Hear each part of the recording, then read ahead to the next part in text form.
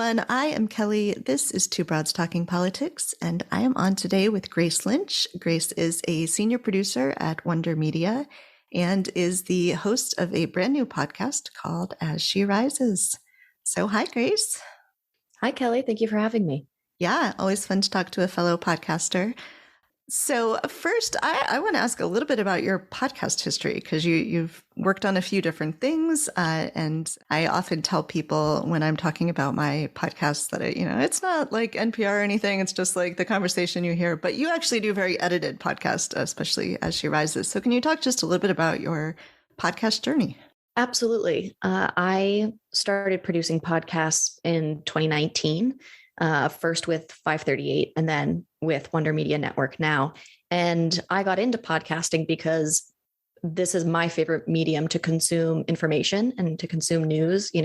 I think some people really prefer nonfiction visually. They are really drawn to documentaries, over maybe a scripted series and then only listen to music. And I'm kind of the opposite, where I really only like scripted visual mediums, but auditorily, I'm exclusively listening to news podcasts all day long. And it's usually like roundtable news discussions or sports podcasts are more my bread and butter.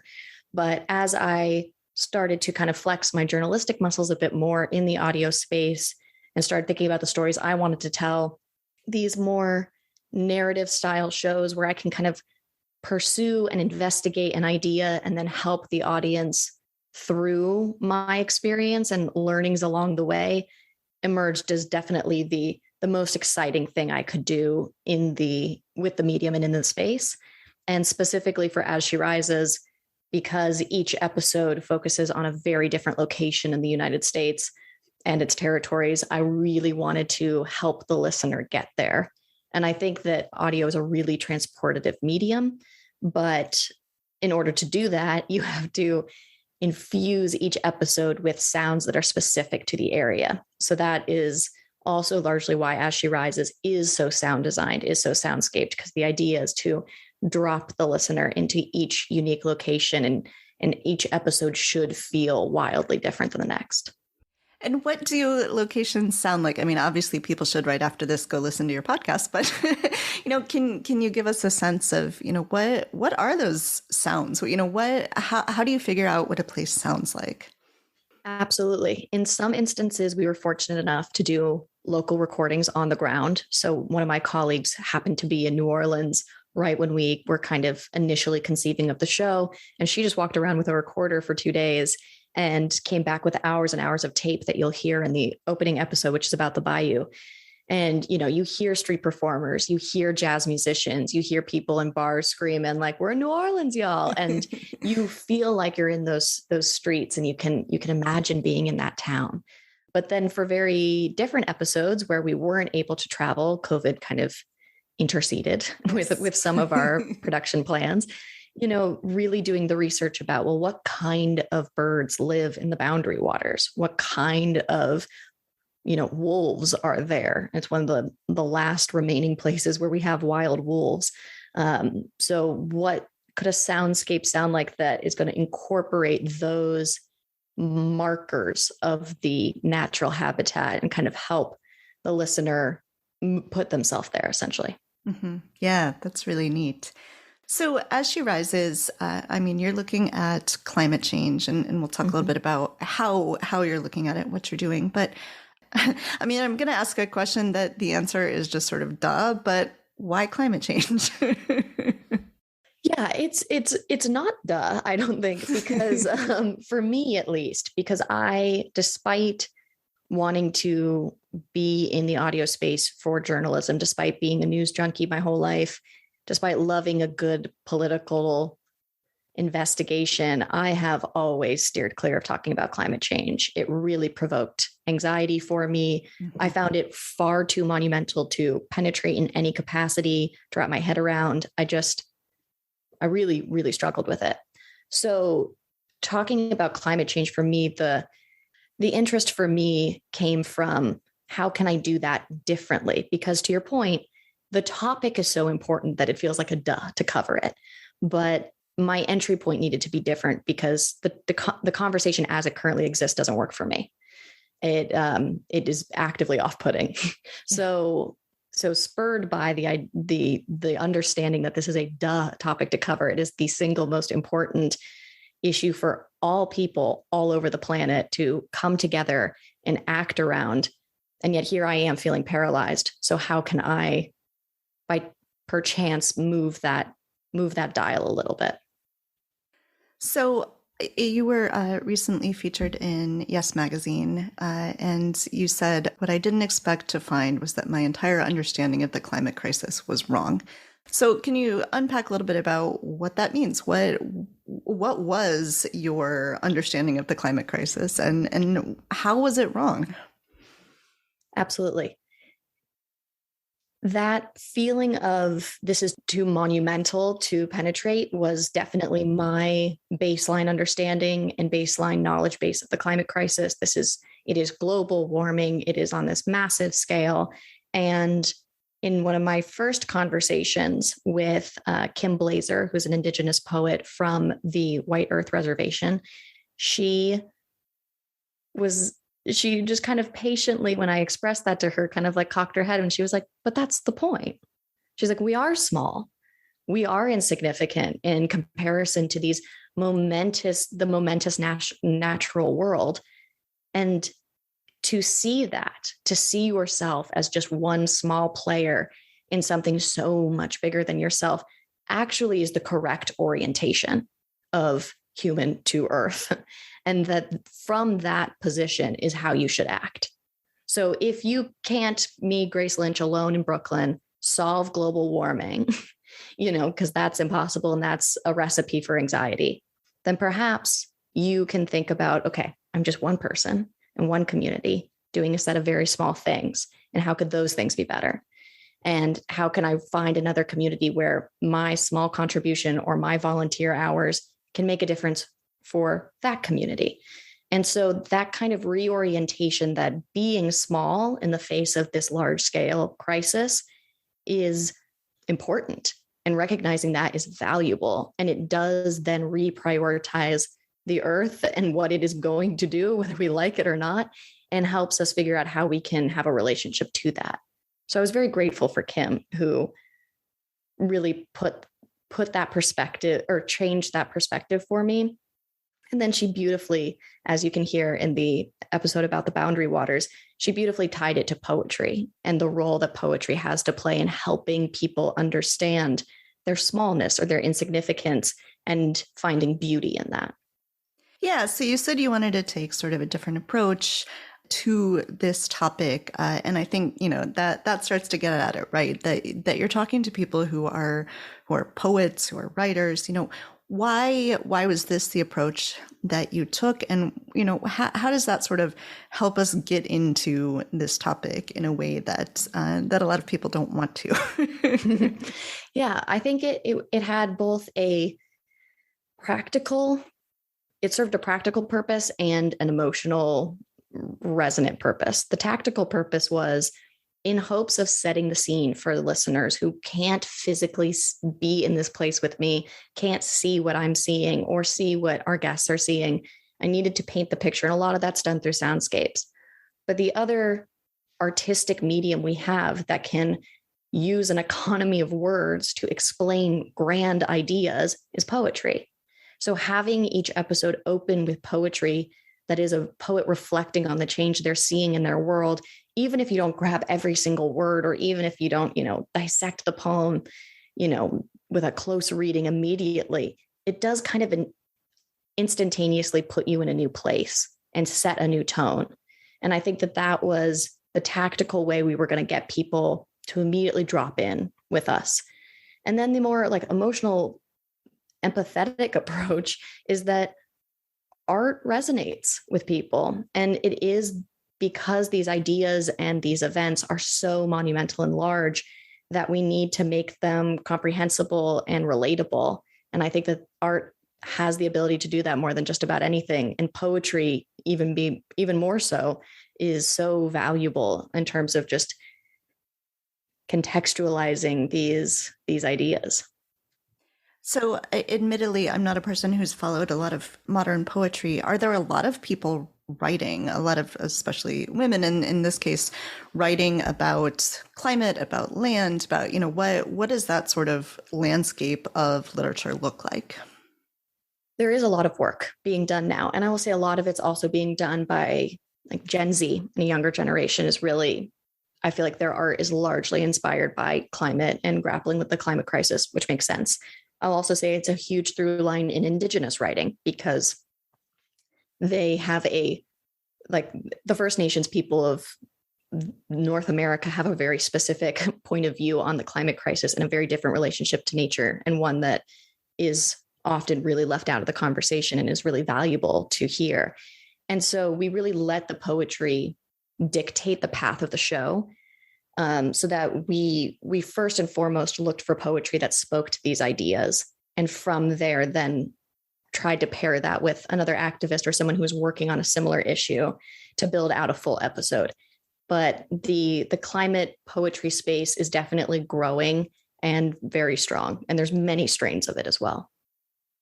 And so you just mentioned this pairing idea of pairing with activists, someone who's doing sort of the work. And so what are the things that you're focusing on when you're looking for activists, who are looking for people working in this area? You mentioned we want to sort of look at this differently. And so this isn't just, sort of who is going to have the $1 trillion bill in Congress, but, what is it that you're looking for in these conversations? I was looking for really local, tangible actions. My goal was that anyone listening to any one episode could learn about an organization and figure out how to support them. That was the primary driver. And I think in order to communicate like the difference that it is making, it needs to be really small and focused. The other portion of that is that I really wanted to highlight women, because I think that women are we know that women are disproportionately affected by climate change. The UN estimates that 80% of people displaced by climate change are women. It is an astronomical issue. And yet women only make up 30% of national and international governing bodies that make decisions about climate change. So women are disproportionately affected, and they're absolutely not at the table, which means that the women that are doing this work are really the ones who are closest to the problem and are not being heard enough. So that was the other element that I was looking for, like really local, really specific and targeted, and women-led. What are some of those actions? Like what are the kinds of things that people are doing in these small targeted ways that yet are making a difference? Sure. One of my favorites is featured in our third episode about Puerto Rico, where Amira Oda, who is a young Gen Z, I believe she's 17-year-old climate activist, has started an organization called CYEN, which is like the Caribbean Youth Environmental Network, one of those. And after Hurricane Maria, she essentially saw how many trees were devastated. And she decided that Puerto Rico needs to be more food sovereign. And the things that we're losing are trees in these storms, and these trees can provide us food. So she has led this huge effort to reforest Puerto Rico. And that to me is just such an exciting and like very tangible thing that a young woman is doing in order to help her community better survive going forward and invest in itself. And so that was a really exciting organization to find and to think about how to support. They have volunteer opportunities. You can donate. It's just a really exciting organization, I think. You said at the top that you were very anxious previously about climate, didn't want to engage. What has this experience been like for you emotionally? Oh, thanks for asking. It's been a long journey. and I often found myself weeping in most of these interviews. The stories these women have to share are so powerful and so compelling.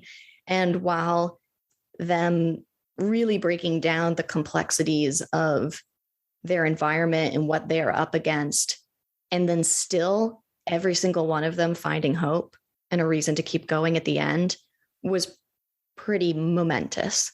So I ended up walking away from this experience far more hopeful than I'd ever been before about the climate crisis, and also feeling like I had way more tools to access to help, because I had found these organizations and had found these incredible causes and become way more aware of some of the inequities that Indigenous communities in particular are facing. So I oddly enough have left hopeful, inspired, and empowered. Well, that's certainly not the way that we always feel after we're thinking about climate. No, it was a real shock. Yeah, that's incredible. So, what is the sort of sketch out the plan for this show? I think at this point there are 3, 4, 5. Four I episodes forget. out. 4 episodes out. Okay, and we'll have 8 this season that chart over more and very different terrain. And, there's always hope for future seasons. I will say, though, that this season in and of itself took a very long time. We've been working on this at Wonder for a little over 2 years to really source this and bring this together. But I really hope that this story continues and that we're able to highlight more voices like this and expand the world that we're looking at. My initial aspirations were for this to be totally global, but again, COVID changed a lot. So, barring more international crises, I would really love to see the show expand out and not only help, other people empathize with communities that are perhaps within their own country, but empathize with communities that are overseas. Thinking about that, it's easy to imagine that sort of, if you were able to take this global, that somewhere else would have, a very different way that they're experiencing it. But you must see, even in these 8 episodes, huge differences in the way that in different parts of the U.S. the crisis is being experienced, and thus the reaction to it has to be different. Do you have maybe an example of sort of those differences? That's a great question. I think that one of the things that struck me as most surprising is that Alaska, which is featured in our 2nd episode, is really battling wildfires yearly and is having a huge problem with that. And you don't really hear about it. You hear about California wildfires all the time, and you will hear about them later in this season and the work that's being done to change how we approach fire management. But I think what was more surprising to me along the way was understanding how similar a lot of the problems really are in terms of air pollution and health risks and just everything being more extreme, be it cold, be it hot. And seeing, though, that we don't really see the full complexity of any of these one places. We really instead focus on what they're known for. And so in Alaska, of course, that's melting glaciers. And while that is absolutely true, it's not the full picture. So I think for me, that was the more surprising difference, was just how interconnected and nuanced it all was in each place and how little we really see the full picture. So it feels to me, and I don't know if this is true of the people that you interviewed as well, but it feels to me that it was only 2 or 3 years ago, we did a series of episodes on climate crisis, and like no one listened. It felt like no one wanted to acknowledge this was a thing. It was like, oh, that's a far off in the future thing. Are you, and are the activists and the poets that you're talking to, are they, is it the case now that more people are just sort of acknowledging that yes, this is real and this is here, and it's a matter of not being able to take the action or not being able to figure out how? That it feels like a fundamental shift to me, but I don't know if it's just what I'm experiencing. No, I think that there is more agreement that this is something that we must be talking about all the time. And what I still had many of my interviewees express gratitude that anyone was asking them anything. And that was really heartbreaking.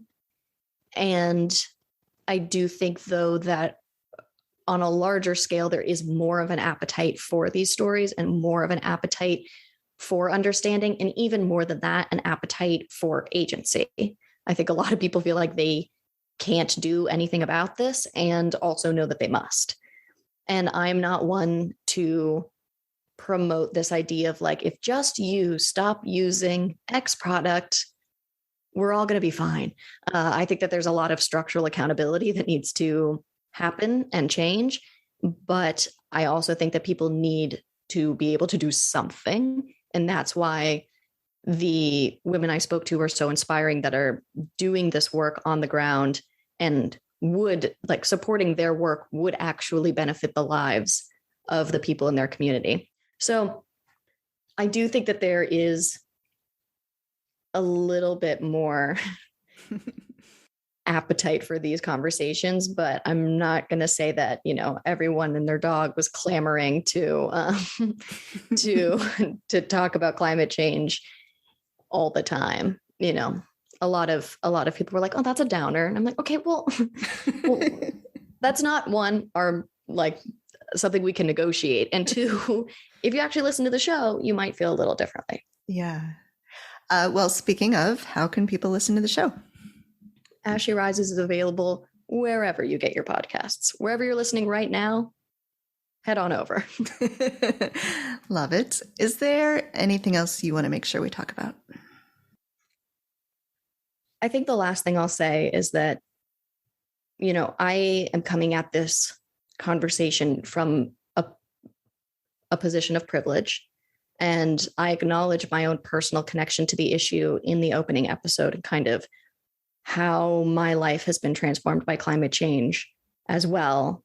And yet this is so not about me, and so not about my experience. It really is the story of these incredible people who are capturing in language, creating art, creating infrastructure and community building, who are really taking on this crisis just head on by the horns, and are so resilient in the face of something that sends many of us with far less reason to fear running to hide. And so I just want to express how grateful I am that they shared their stories with me, how much there is to learn from them, and that I really hope people walk away from their stories as inspired by them as I was in my reporting.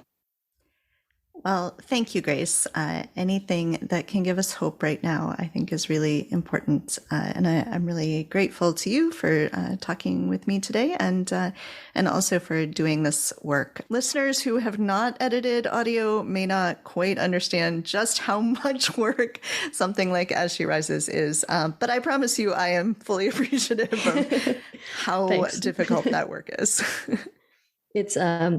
It's a very fun mental exercise. Yeah. It has driven me mad many times over, but at the end of the day, it is a great creative process. And so for that, I'm also grateful. Well, thank you, Grace. Thank you so much, Kelly. Thank you for listening to Two Broads Talking Politics, part of the Dimcast Podcast Network.